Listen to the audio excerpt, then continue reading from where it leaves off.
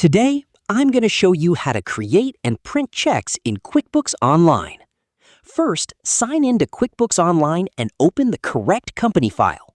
From the dashboard, click New or Create, then select Check.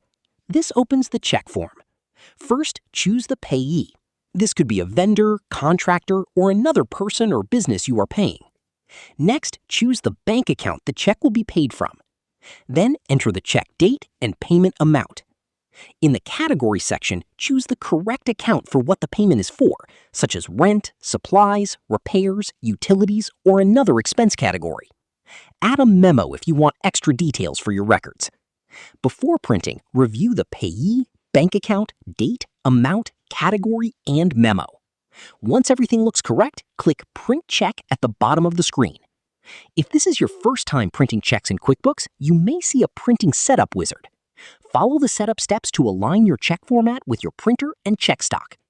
Preview the check and confirm the alignment looks correct. Then print the check. If you are not ready to print yet, save the check and print it later. And that's how to create and print checks in QuickBooks Online in 2026.